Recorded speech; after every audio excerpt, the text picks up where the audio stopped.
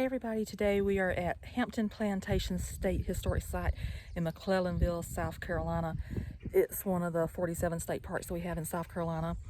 This one used to be the home of Archibald Rutledge. He was the poet laureate, however you say that name, for the state of South Carolina. And then after he died, or whatever, it might have been before he died, I have to get with my notes. But his house became property of the state of South Carolina. So, as a tidbit of information, today is April 2nd, 2022. Even though it's not hot, the mosquitoes are starting to fly. So, if you do want to visit this place, I highly suggest coming before it gets hot outside, because the mosquitoes will eat you alive. But today's a relatively cool day, so we're going to see what we can do. You ready? They're still out. They are out, but it's not as bad as it could be. Yeah. So, you ready? Yeah. I think she's ready. She's already leaving me.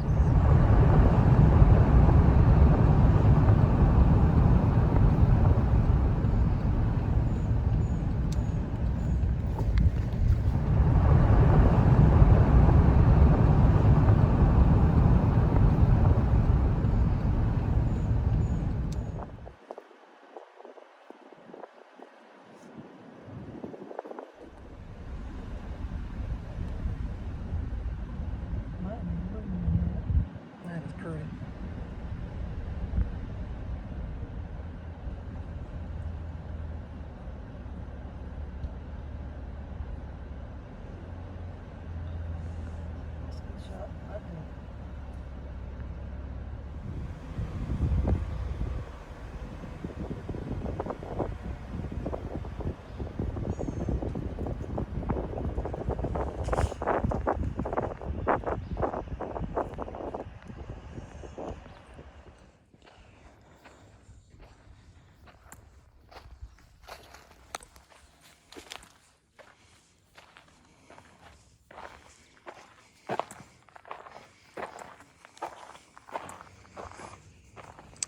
So over there is the Park Visitor Center, and that's where you would go to get your tickets to do the house tour.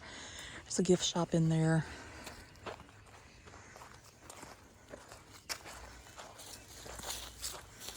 But we mainly came today to see the azaleas.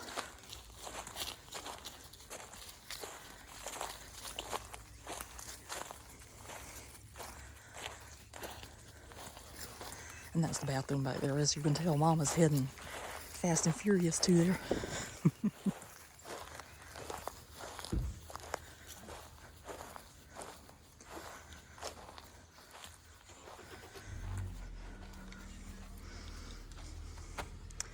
So the top 5 things for here is to enjoy a house tour, visit a historic cemetery, step back in time as you explore the grounds where rice fields once stretched as far as the eye could see, discover the surrounding Santee's natural beauty, which inspired the works of a South Carolina poet laureate, Archibald Rutledge, who once lived here, and have a picnic lunch under an old southern oak.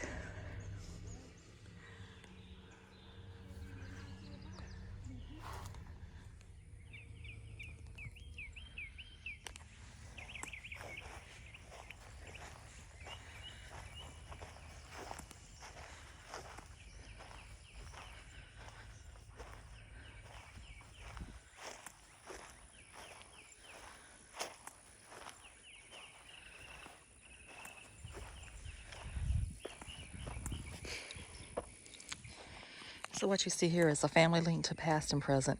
Instead of a chimney, picture a small wooden house, and picture Sue Alston, the daughter of freed slaves. Picture her son Will living here and growing rice to feed his family. After the cabin was removed, Will worked for the South Carolina State Park Service, sharing his story, a story of 6 generations of Alstons enslaved and free. Though it was not here during the era of slavery, the chimney is a visible link to the stories of enslaved people at Hampton Plantation. It is all that remains of the Alston family house, but their close connection to this place continues. So this shows what the house looked like before it was removed in 1979, and it says it was built in 1937. And this is Will Alston here, and he was a park ranger here until he died in 1992. And that was his mother.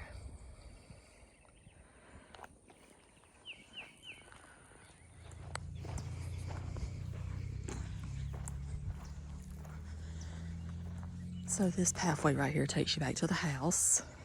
They do offer house tours. And I think we might be missed it for today, but I'll eventually go in there because it's really unique in there. They actually peel back the walls so you can see how the house was built. And some people say that destroys a house, but I think it has some character.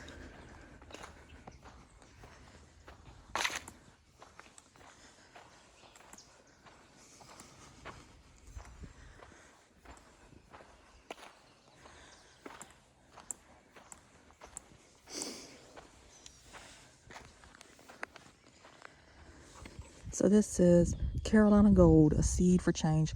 Carolina Gold, the rice planted in the South Carolina low country, grew into a giant catalyst for economic, social, and environmental change.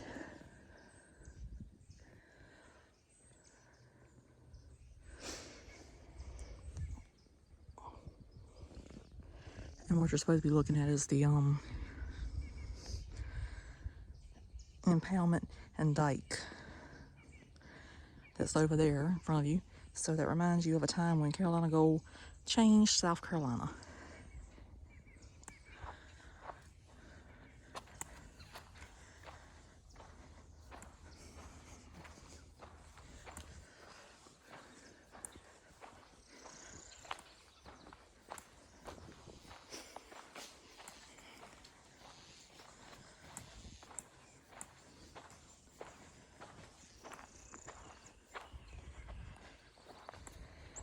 So in what I was just covering right there, this says, can you read a house like a book?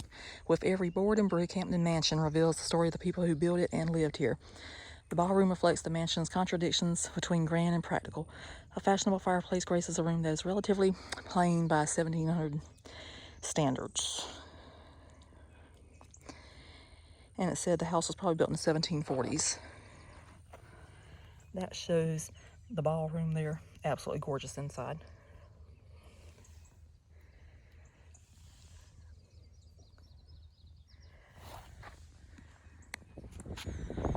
So this wonderful oak tree right here, this was saved by George Washington, the lady of the house. She asked him his opinion on it because she wanted to remove it. He's like, no, you need to leave it. So that is why over 200 years later, the tree still stands.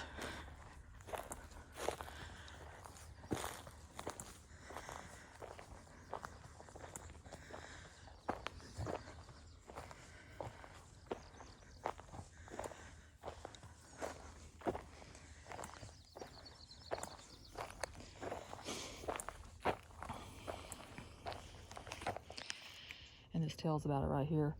It's the George Washington oak, tree saved by him, went on visit to this plantation in 1791. So it's been a long time.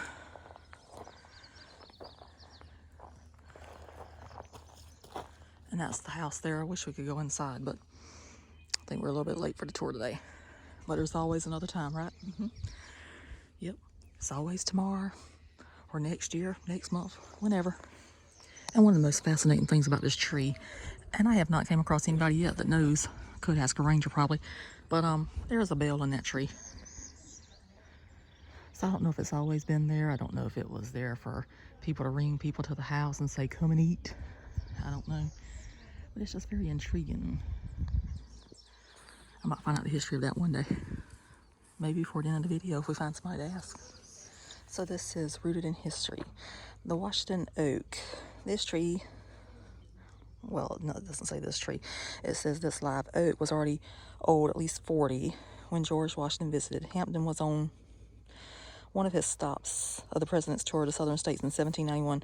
According to legend, Harriet Ory asked if she should remove the tree to improve the view from the portico. Washington replied, let the tree stand. The family dubbed it the Washington oak in his honor. It says the bell in the tree. Oh, we got to answer this.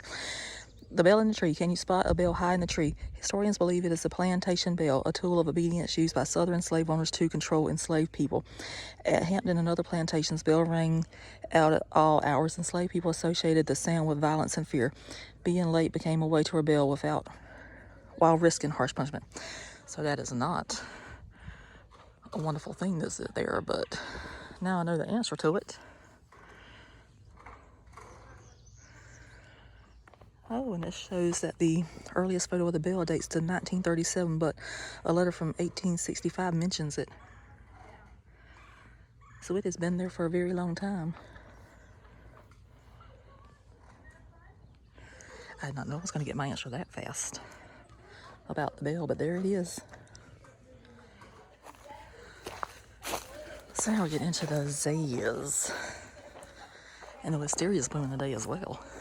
That is so beautiful. And the camellias are still here also. So the dogwood's blooming over there as well. So pretty.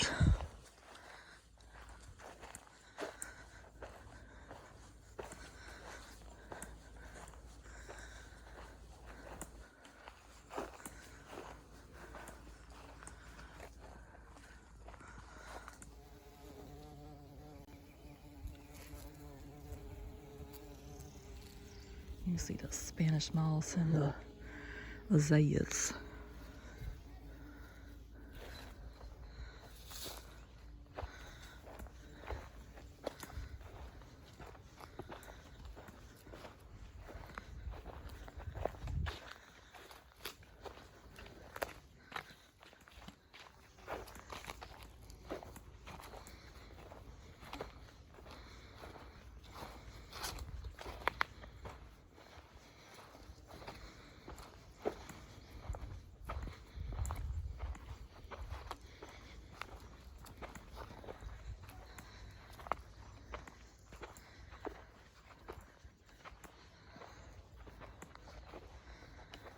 And last time we came, these bricks were here, so I don't know if that was a path to something. Because you got these right here. Looks like that would have been a foundation or something. Then you kind of just leading into the little bit of things over there. Unless it was a garden path. There's like 4 acres of gardens here.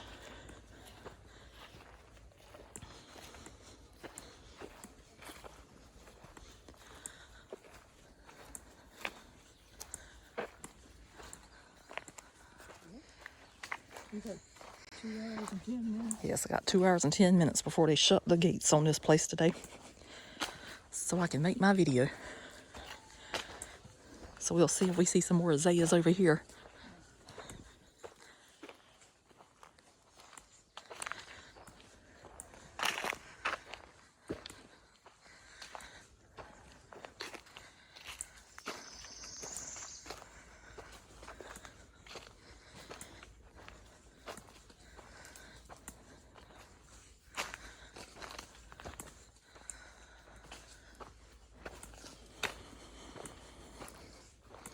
So I do have to point out too that even though this is a beautiful place, it does have a horrible history.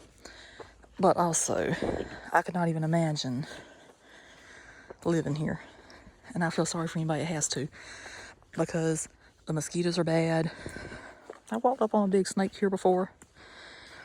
So I only suggest coming here during the cold winter months or early spring or late fall, because you will get eaten alive here.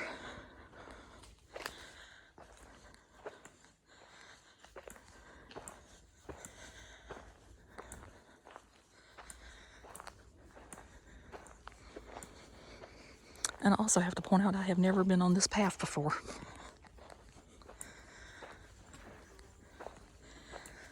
So as I am seeing it for the first time, you're seeing it for the first time too. You know, unless you've been here, of course.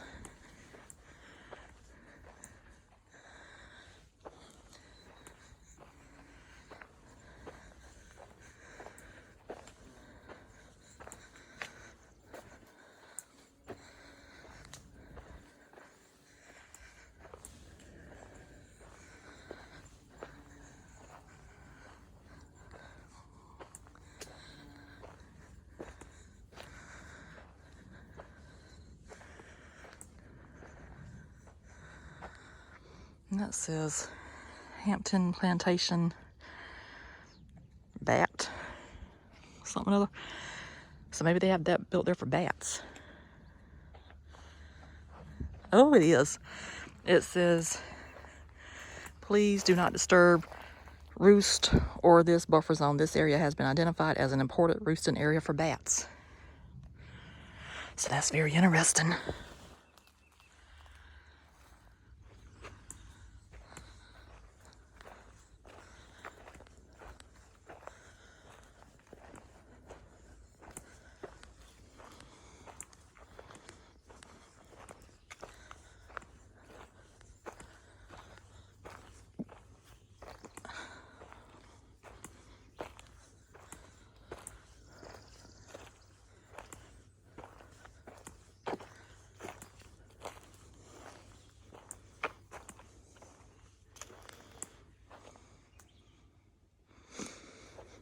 That's a beautiful tree. Beautiful azaleas.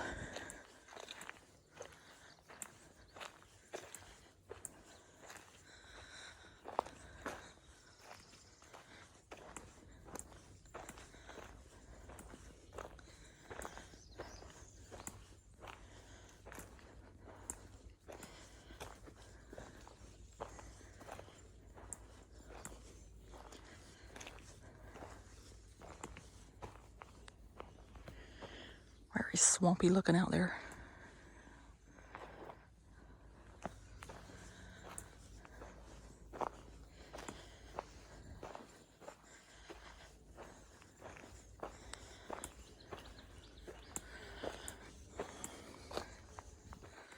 I think that's about as far as I'm gonna go in this direction. So I shall turn around and head on back.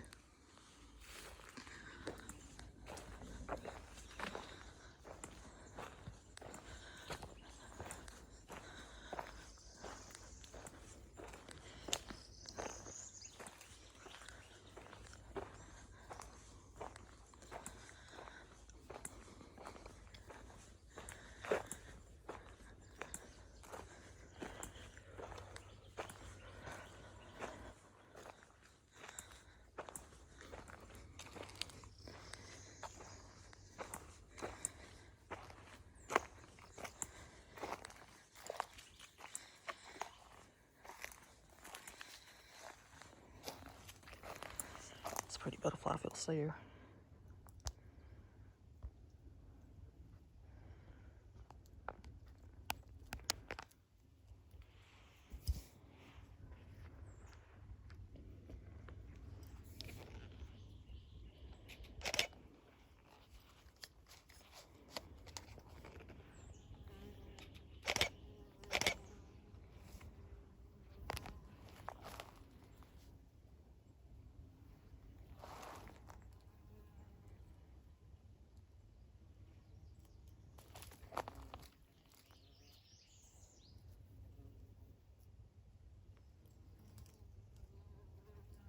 I think that butterfly says, will you leave me alone? I'm trying to get my pollen.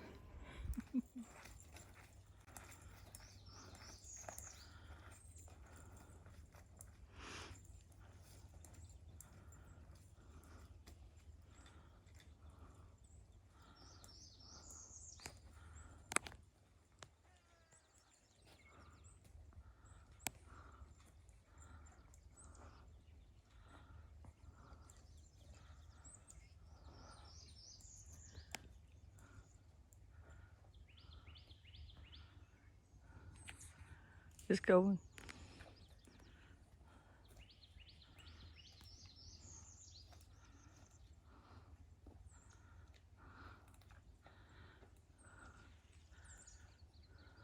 What'd you see? I don't know if that was a buzzard or what that was.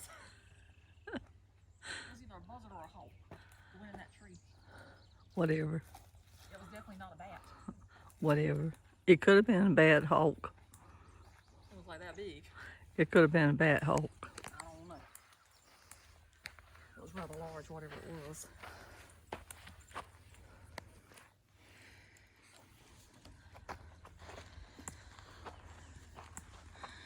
These azaleas are beautiful in here. Well, you can't stay here. So now we're coming up on the Rutledge grave site. This is where Archibald and some of his family are buried.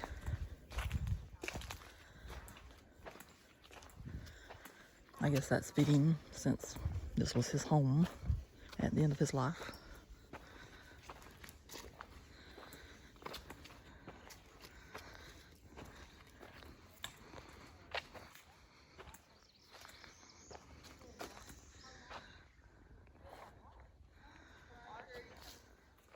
So now we're back here at the Rutledge Cemetery. Years ago, you couldn't even walk in here, but now they have the gate open.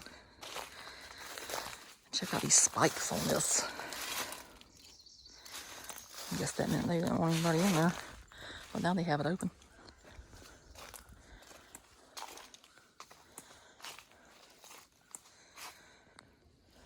So this shows this was Henry Middleton. Looks like he was a doctor. He was the beloved son of Archibald Rutledge and Florence Rutledge. Valor was his story. And this is Archibald Rutledge himself, beloved son of, well, that was the junior. Beloved son of Archibald Rutledge and Florence Rutledge. So that was the junior. So this is Archibald Rutledge then. He was born October 23rd, 1883 and died September 15th, 1973. Poet laureate of South Carolina from 1934 to 1973. So he carried that title till he died. Here he is laid to rest at Hampton, his beloved home by the river. He's 39 years old? No, he was born in 1883, so he was old. Right here. That's how long he was the poet laureate. But this is his birth up here, 1883. Okay. So this is his wife here, Florence Hart Rutledge.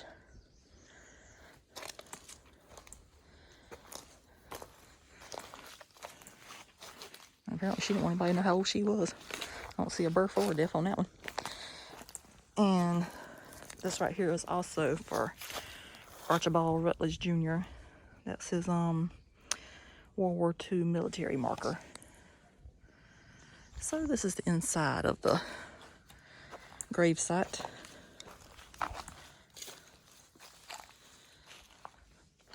And surprisingly, a lot of the state parks do have cemeteries inside of them.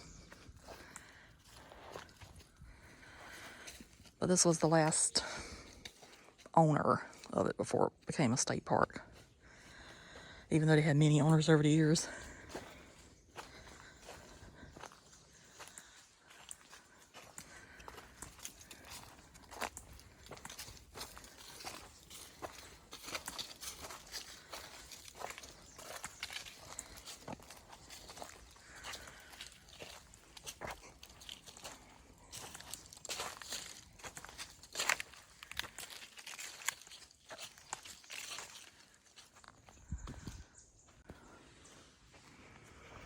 And these bricks are everywhere, so I don't know if they're picking up the bricks off the trails or what. I personally would leave them. I think they add character.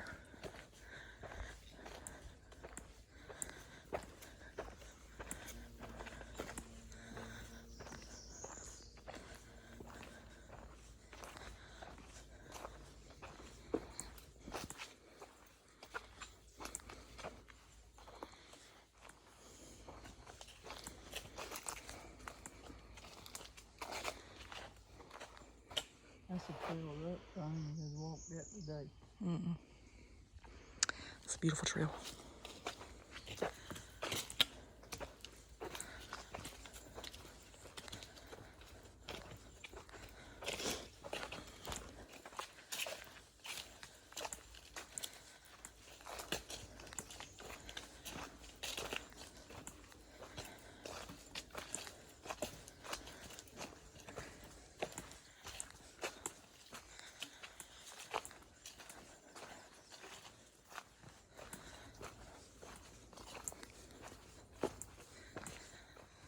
So before you get back to the house, you'll see this memory plaque right here. And it's in memory of John Henry Rutledge, son of Frederick and Harriet Ory Rutledge. And he was only 21 years old whenever he passed away.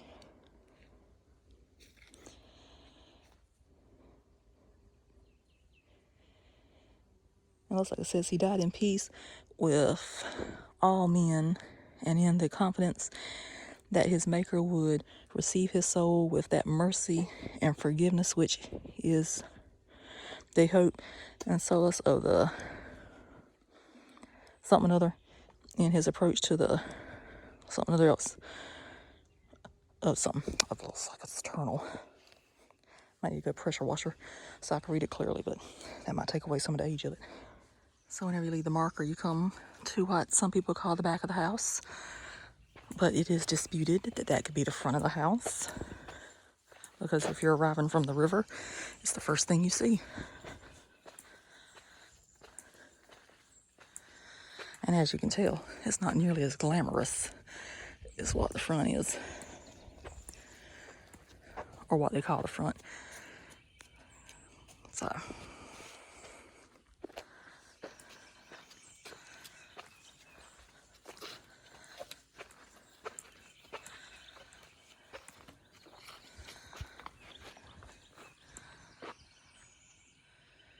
So it says, where does this path lead? Which is the path we just came off of, because, you know, I do everything in reverse. But that right there shows Archibald Rutledge. That shows how he looked. And it says that he was Hampton's last private owner.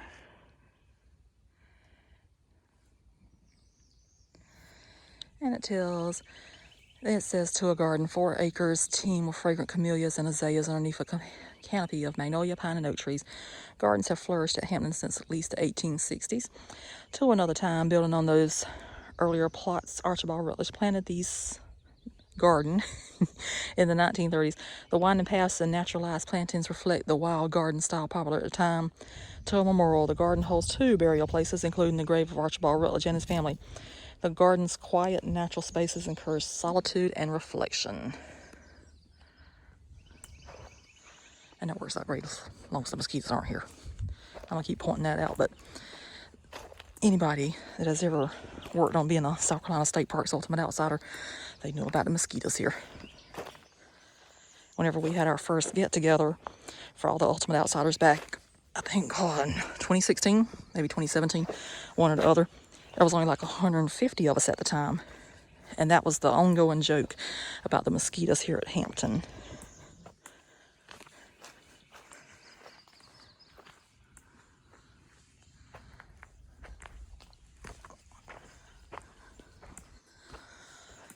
So this obviously coming up is the entrance to the plantation, you know, way back in the day on the river. So this would be the Santee Delta back here.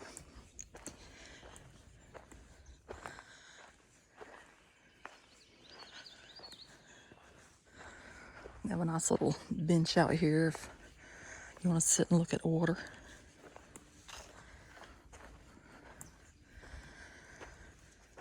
I'd be a happy woman if there was an alligator out there today. Highly unlikely. But, you know, girl can always dream.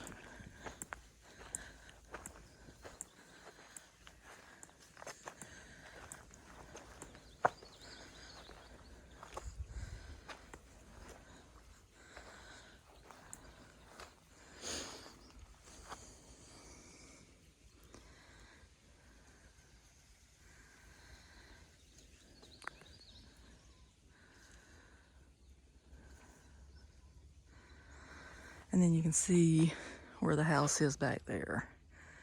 So you would have just got off the boat and went straight to the house.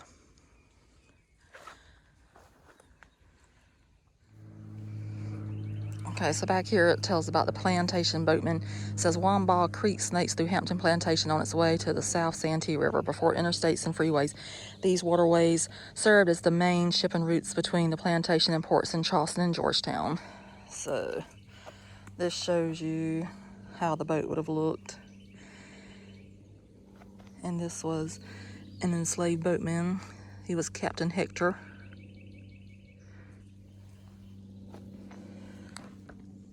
So you can just imagine that boat coming down that, I guess it's the creek there, but it goes into a river.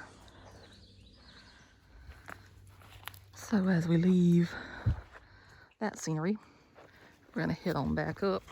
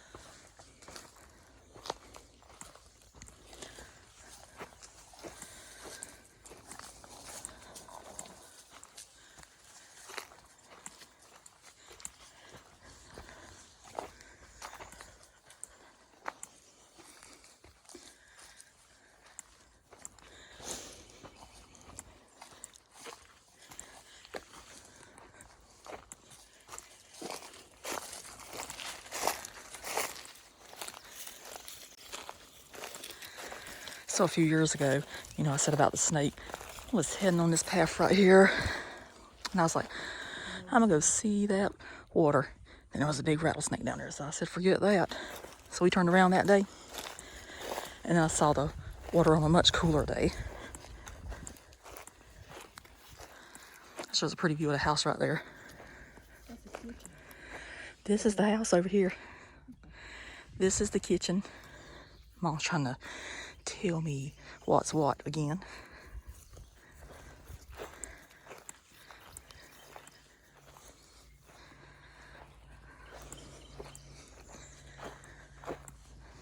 So this right here tells about Daphne's lot in life. Daphne works and makes me a loaf of very nice bread. And I intend that she shall take her turn sometimes to cook so that she may not forget what she learned at Santee. Thus wrote Eliza Lucas Pigney of an 18th century slave who once toiled in the kitchen house. This building is among the last visible reminders of enslaved African Americans who lived and worked at Hampton Plantation. Each day, Daphne helped prepare and deliver 3 meals to the big house. Like other family slaves, Mary Ann, old Ebba, young Ebba, and Peg, Daphne had no choice in her forced occupation here or in Ori's home in Charleston.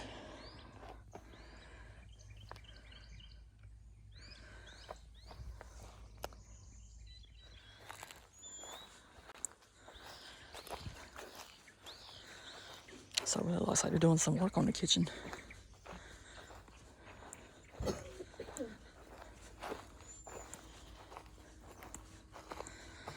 You got one of those old grits mill grinders or whatever that is there.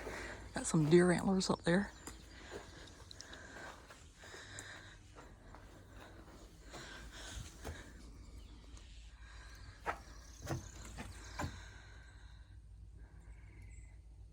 And apparently they have bats in there.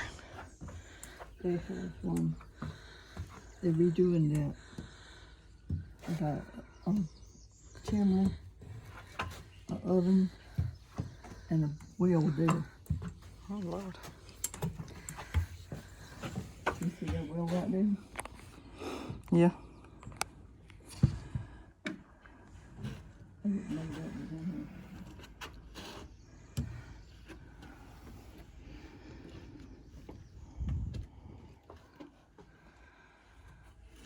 And over there on the wall it says restroom.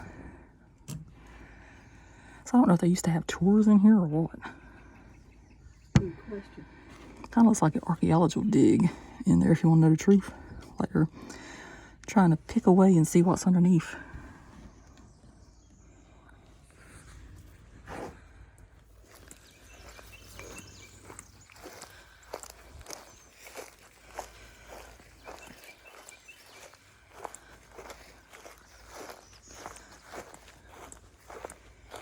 I think some people wonder, do I exercise? Well, this is what I do on my days off. I walk around state parks, national parks, zoos, all kind of stuff. So while it's not your typical exercise, it is exercise.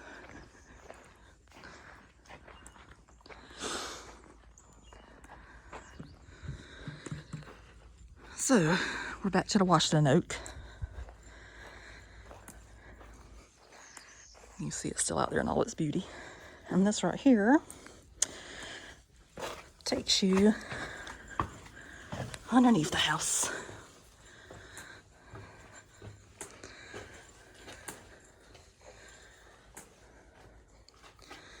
You see they have doors and windows, all kind of stuff.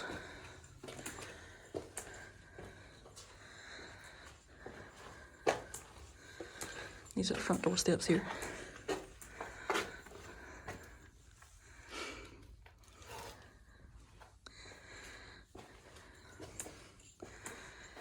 And that right there kind of gives you a view of what George Washington would have saw whenever he looked out. But I'll get up on the porch and show it that point of view as well.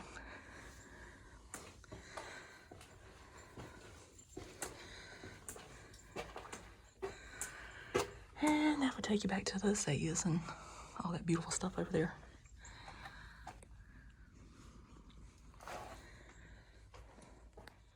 So as I have said before, I'm almost 6 foot tall and I fit comfortably underneath this house. So they definitely made it so people could walk around if they had to, and it's really cool under here. I'm pretty sure the temperature drops. I don't think I want to be under here if an earthquake came, but you know, it's beautiful to look at. I actually like this better of the Washington Oak than what I took a while ago, so I'm going to include this one in also. And this is the stairs of the front porch.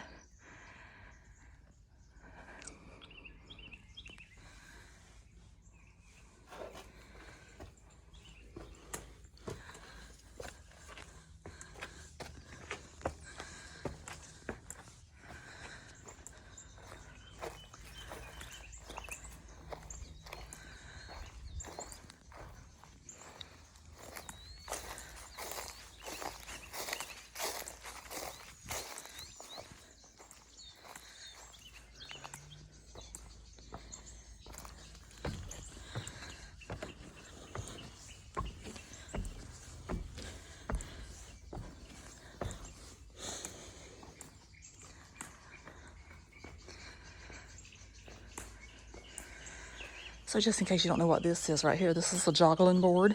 People used to use it whenever they would date. The man would get on one side, the woman would get on the other, and they would just start bouncing until they met in the middle. It's kind of romantic.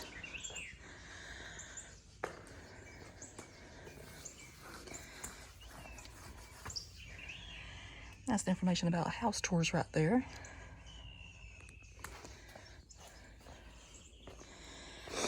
And a fascinating thing right here is a handprint. It could be a handprint of somebody that helped build the house.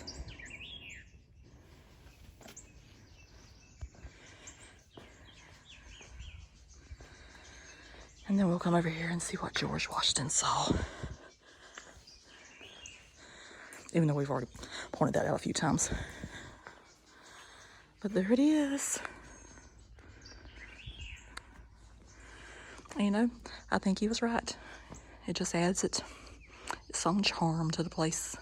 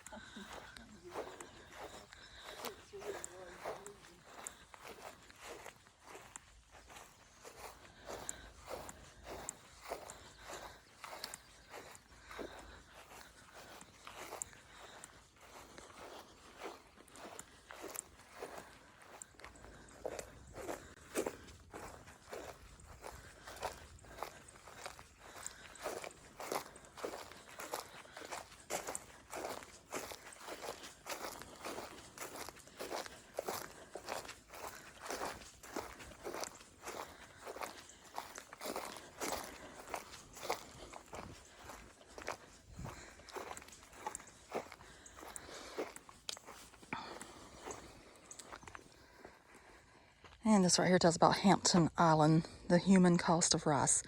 Across Wamball Creek lies Hampton Island, once the center of Hampton Plantation's rice fields.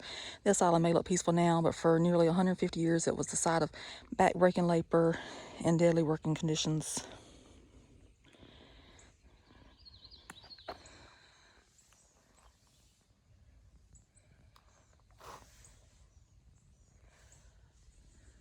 And that shows another view of the kitchen and the house. And the beautiful azaleas over there.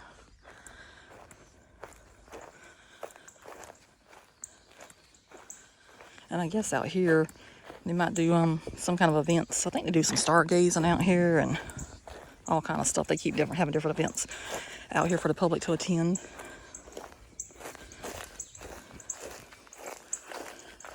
So now we're approaching the rice trunk fields that I was telling you about earlier in the video. I got distracted by the azaleas. Azaleas are one of my weaknesses.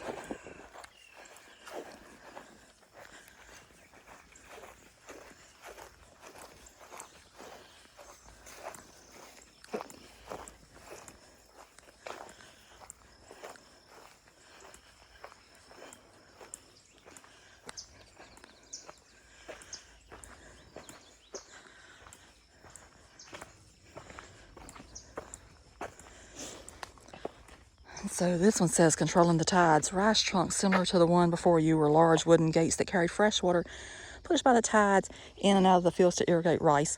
Rice fields required complex systems of ditches, dams, and floodgates for water management. So this one represents how a Santee style trunk functioned.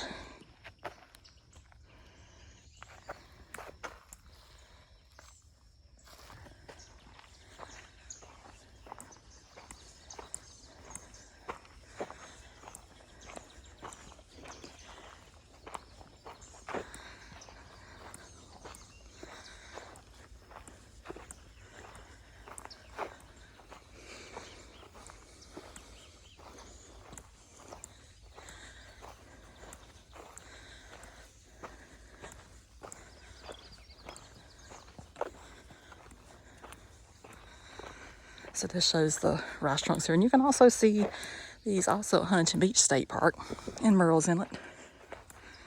One of my personal favorite state parks. They have them out there at the beginning of the park.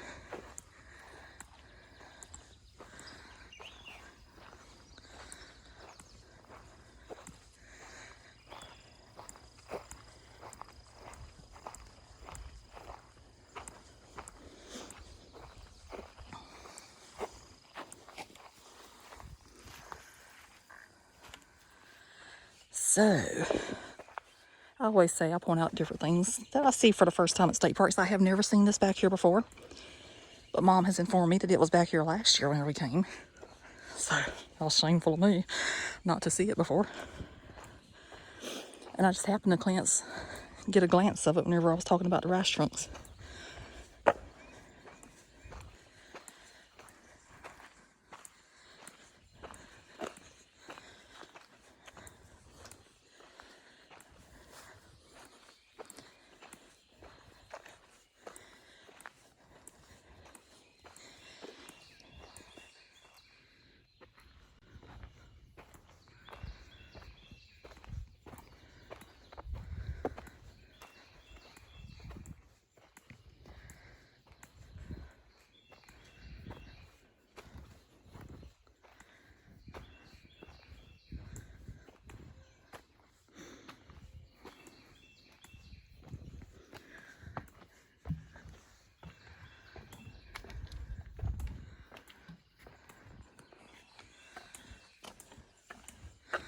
This is beautiful.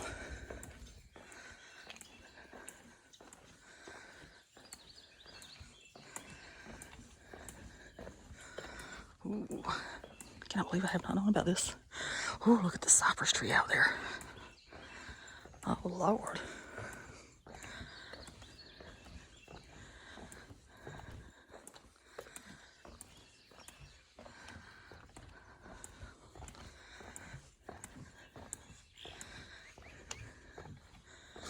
And there's that creek back there. So this right here says seeking freedom. The creek before you brought people and products to and from the plantation, but it also served as a route to freedom for some of Hampton's enslaved people. Between 1771 and 1865, at least 111 men and women sought to escape from the Ories and Rutledge Santee River properties.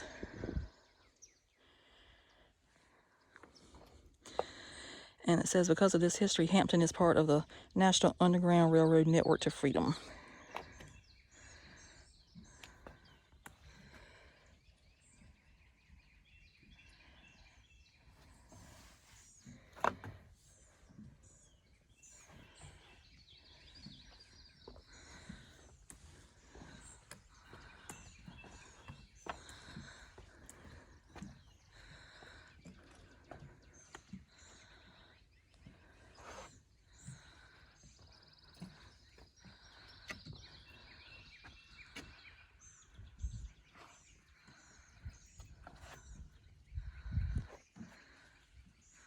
And you know, if I wasn't doing this video, I would have never walked back to her.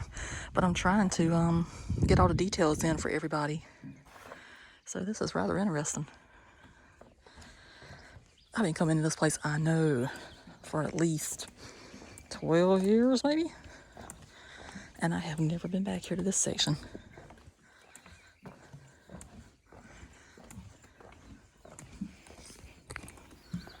So, that is always what I say. There is always something new to see and do in a state park in South Carolina. I don't care if you go one time or 1,000 times. You can always find something new to see. So this tells about skills at Enslave. Enslaved craftsmen like William, Nick, and Stephen once produced the goods needed by the Ory and Rutledge families before the Civil War. The area around this sign contained houses and workshops where the blacksmiths, tailors, seamstress, coopers, brickmakers, possibly potters, and others performed their trade.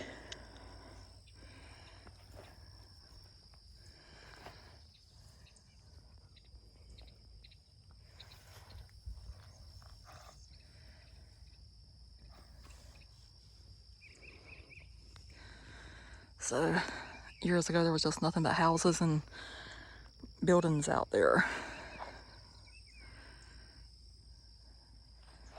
I'm getting ready to show you one more thing before we go. Well, before I show you the other thing, I'm going to show you the other side of the fireplace that was left from the house that I showed you at the very beginning of the video, whenever I started at the chimney.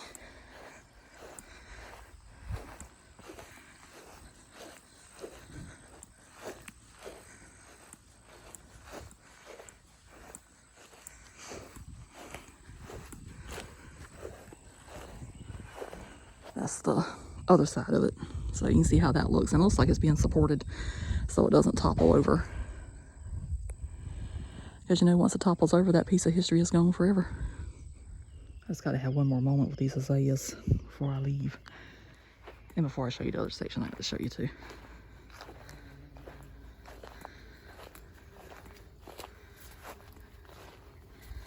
They're so beautiful.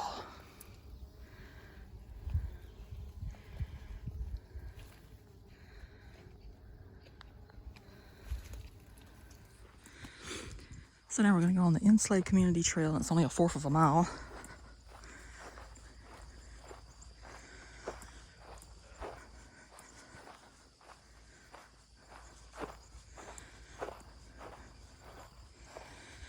And this right here tells you about the stargazing I was saying about earlier. It says as darkness falls, the skies above Hampton Plantation shine. You can see the Milky Way and the rings of Saturn on cloudless nights.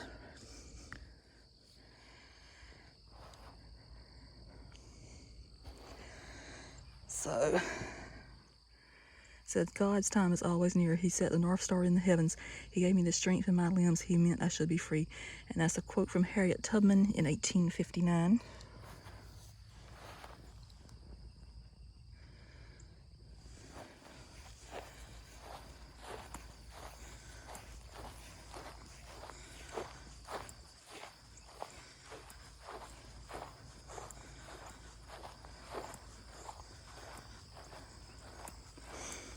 And this says, Hampton Slave Settlement. As you travel this path, you will walk where a community of enslaved men, women, and children lived and worked.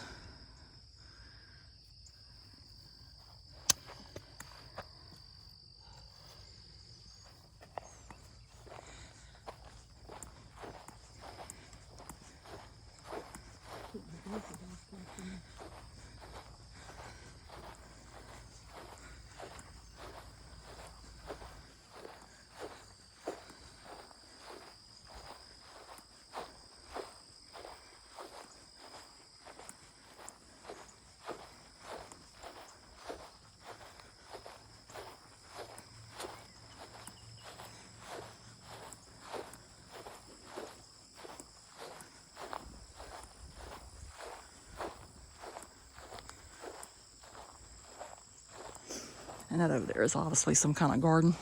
Looks like they got some beehives, maybe. They got something over there.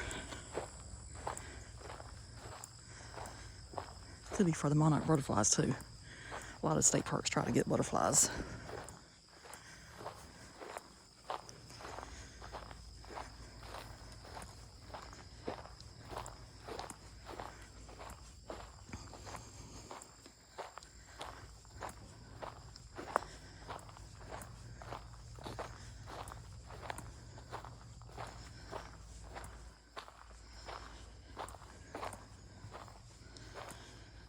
So what we're coming up on now is the foundation that's left over from a slave dwelling.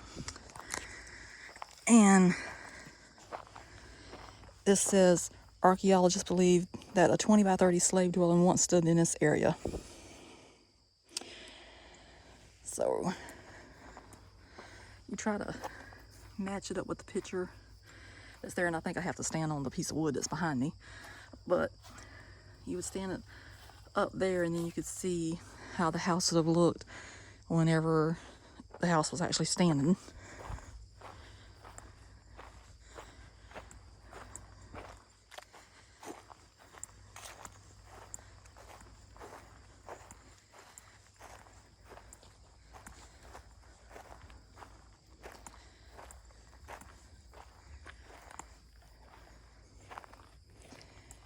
And this says, unearthing untold stories. Working in 5x5 squares, archaeologists carefully peel back layers of soil to reveal tantalizing clues about the hundreds of people enslaved at Hampton in 18th and 19th centuries. This process exposes more than the location and size of structures, of which this cabin is just one.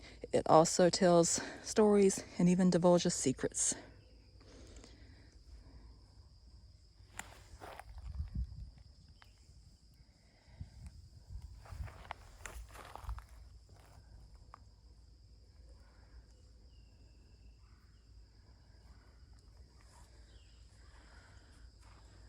You see that part right there, and that part right there, they had That's- chimneys on both ends of the house. Yeah, I think that would be fireplaces. They cooked in the fireplace. Yeah.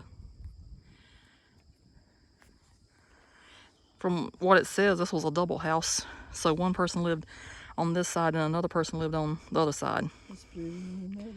Yep. So you can see where the doors were at too, to go in. So before we leave from here, Mom says that I should come over here and at least take a small video at a sign about the garden I was telling you about. So this says, creating pollinator and native plant gardens. The little things run the world. And it shows you the different insects and flowers that's around. And I'm guessing maybe whenever the garden is in full bloom, they're out there. But it's only April 2nd, so give it some time. They will be coming. So as you leave out, you come to active graveyards that are still in existence right now. And as you can tell, people are still being buried out there. And this one is the Hampton Cemetery and Piney Woods Nature Trail parking. So they have some beautiful tombstones out there.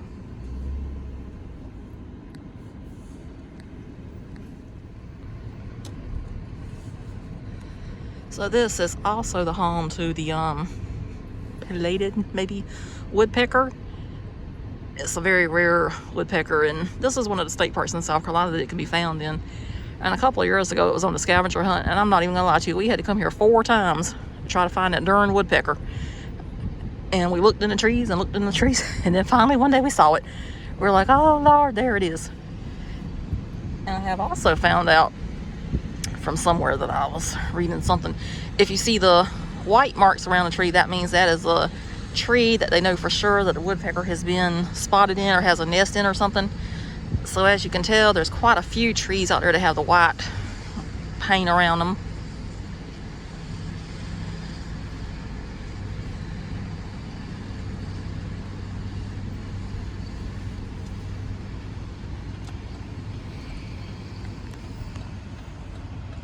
And now we're back out to the highway to leave. And they're probably saying, thank the Lord we left, because it's not 6 o'clock yet, but I'm pretty sure they were ready to close. We were the only people left back there. So that's going to do it for today from Hampton Plantation State Historic Site in McClellanville, South Carolina. It was a little bit of a history lesson today, and the azaleas were also beautiful. So I hope you enjoyed watching. If you did watch the whole thing, I hope you did. I hope you did too. And of course, I'm probably going to throw in some bonus footage because I do not have my little cliff notes written yet. So I'm going to have to hop in at the tail end of this. So if you continue watching, I'll give you a little bit more history about this place right here. And thanks for watching. See you later. Good night. Good night. Well, we might as well say good night. It's almost, Yeah, it's after 5 p.m. So it's 5:10. we got 50 minutes to get out of here. So thanks for watching. Bye. Bye. Okay, so now we're in the bonus footage, as I like to call it. The woodpecker I was talking about earlier is actually a red cockaded woodpecker instead of what I said it was. So now we're going to talk about Hampton Plantation State Historic Site, and all this information came from SouthCarolinaParks.com. Anything you ever want to know about a state park in South Carolina, just go to that website. It's excellent information.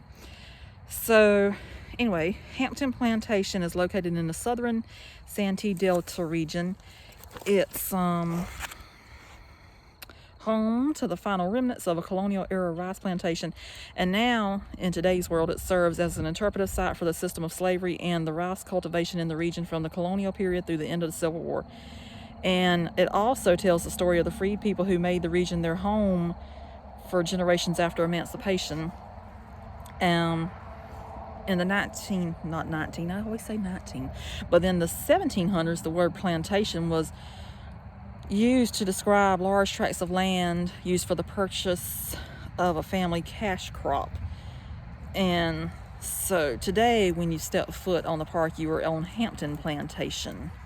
I think the mosquitoes followed me. That one just flew past me. And anyway, the state of South Carolina does not know how large the original plantation was because property lines were not clear. But they do know that the Orry family owned 3 plantations, including Hampton, which totaled just under 6,000 acres. So when Archibald Rutledge sold the property to the state, he owned 2,000 acres of that, and the state of South Carolina only purchased 274 acres of that land. So rice and indigo were the 2 main crops at Hampton Plantations. And then we talked about slavery in the video. And whenever the U.S. Census came out in 1790, 340 slaves were living and working on the property. And by the eve of the Civil War, only 130 slaves were still on the property. And 5 generations of the Orry and Rutledge family have owned the house from the mid-1700s until 1971, whenever it was sold by Archibald to the state of South Carolina. And by that time, he was sick and he was elderly. So whenever he sold the house to the state, all of the furniture was removed. So the state of South Carolina did not purchase the furniture. So that's why if you go in there today, there is no furniture in the house. And the house was in a bad state of deterioration at the time.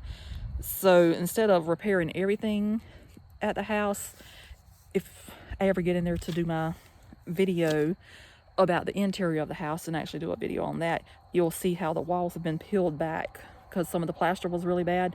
So they took the plaster off the walls, and so you can actually see the workings of the house, or the makings of the house. We went in there one time because it was our first time there actually, and they did not have a park ranger there at the time. So the one that was there, she was visiting, so she just let us go in the house, and there was this man. He said that he loved the area and he knew a lot about the house, so he went in there and took us on a tour. It was very, very interesting. And let me see. The historical part of this house is that prominent families of the colonial and antebellum South Carolina history lived at Hampton, and that included the Rutledge, the Orrys, and the Pickaninnies.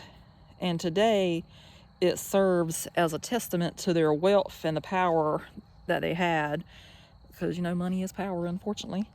And it also is about the craftsmanship of the house. And, you know, if something's been standing since the 1700s and it still stands today, that means it was very well built.